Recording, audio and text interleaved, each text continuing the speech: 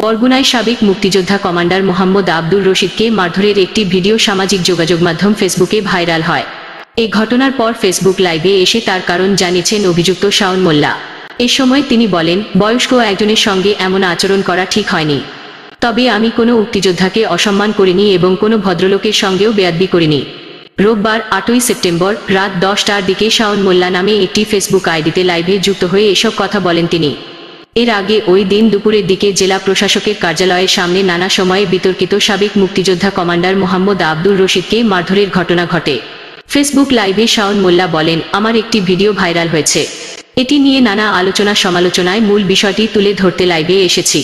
তথাকথিত কমান্ডার রশিদ ওরফে কালা রশিদ ওরফে ডাকাত রশিদ ওরফে ধর্ষক রশিদের মুক্তিযুদ্ধে কোনো ভূমিকা ছিল না। উনি ভুয়া মুক্তিযোদ্ধা।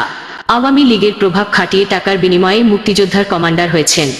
তিনি নিজেও টাকার বিনিময়ে যাকে তাকে মুক্তিযোদ্ধা বানিয়েছেন।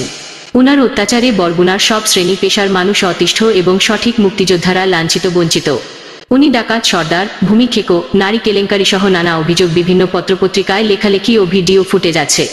সেগুলো আমি পরবর্তীতে আপনাদের সামনে তুলে ধরব এবং আইনের আশ্রয় নেব। তিনি আরও বলেন, আমি কেন আইন হাতে তুলে নিলাম, কেন আমি এমন আচরণ করলাম তার উত্তর আমি আপনাদেরকে দিচ্ছি। আমি বীর মুক্তিযোদ্ধা জিয়াউর রহমান ও দেশনেত্রী বেগম খালেদা জিয়ার রাজনৈতিক আদর্শ ধারণ করি এবং বিএনপির একজন ক্ষুদ্র কর্মী। এই ভুয়া রশিদ দম্ভ ভরে প্রকাশ করে আমার মাতৃতুল্য নেত্রীর চরিত্র নিয়ে কথা বলেছেন বিভিন্ন সময়। জিয়াউর রহমানকে তিনি মুক্তিযোদ্ধা না বরং একজন পাকিস্তানি গুপ্তচর বলে অপমান করেছেন। বিভিন্ন সময় বিভিন্ন বক্তৃতায় তিনি এসব বলেছে। তিনি তারেক রহমান ও আরাফাত রহমান কোকোকে নিয়ে বলেছেন, তাদের নাকি জন্মের ঠিক নেই। এমন পরিস্থিতিতে আমি আমার নিজেকে একজন জিয়া সৈনিক হিসেবে নিজেকে কন্ট্রোল করতে পারিনি। তাই আজকে এমন অনাকাঙ্ক্ষিত ঘটনা ঘটেছে। এ সময় শাওন মোল্লা তার লাইভে বলা কথাগুলো দেশের আইনশৃঙ্খলা বাহিনীকে তদন্ত করে দেখতে বলেন। এছাড়া এসব মিথ্যা হলে আইনে যে শাস্তি আছে তা তিনি মাথা পেতে নেবেন বলে জানান।